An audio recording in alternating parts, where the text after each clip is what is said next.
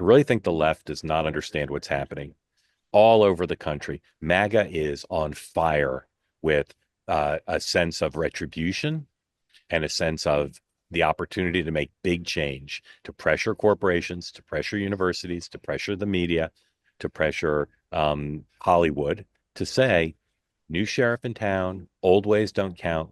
We are going to change it. And the right is thinking about this constantly. They're taking ground. Every day they're saying, what ground can we take at Boeing? What ground can we take at Delta?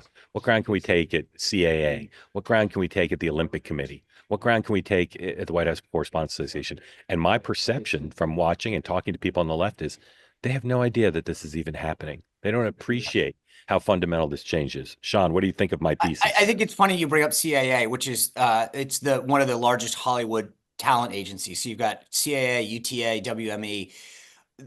When there are countless people on the right who have signed with them in the past, and at the slightest hint of controversy, CAA will drop them. And so to your point, Mark, about retribution, I mean, this has been like since college, where this isn't Donald Trump. It's just that finally somebody has taught the right how to fight back and to say we can win.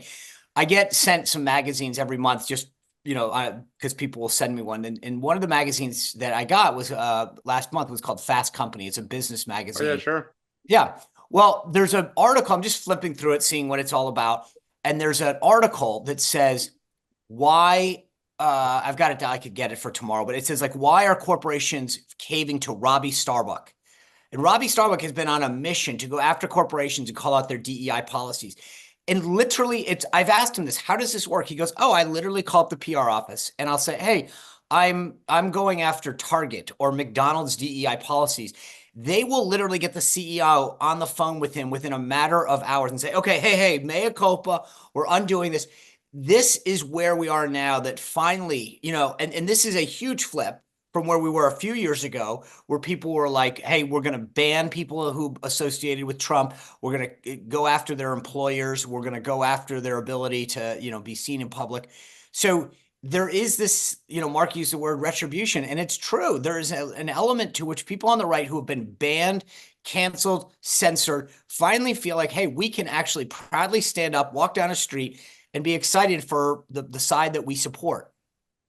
Dan, one of the things that happened yesterday that fit with the paradigm I'm suggesting is Jeff Bezos, who owns the Washington Post, said we're basically going to become the Wall Street Journal editorial board, at least on the issues of liberty and the free markets. How significant, not in terms of the morale at the paper where we know it's significant, how significant is that as a cultural moment for Jeff Bezos to say our editorial board's not going to be liberal anymore?